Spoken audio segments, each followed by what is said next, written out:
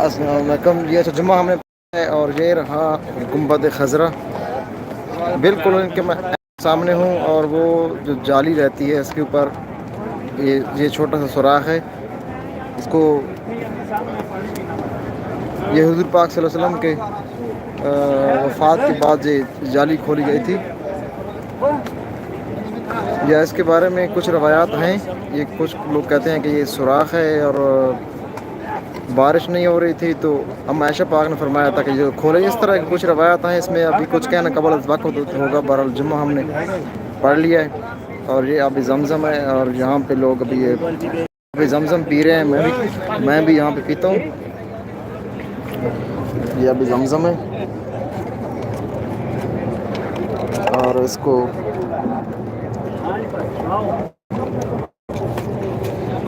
मैं भी एक हाथ से ये अभी जमजम अभी एक भरा जा रहा है। मेरे एक हाथ में मोबाइल है और ये आपका भाई अभी जमजम अभी पिएगा। और ये रहा गुम्बद खज़रा।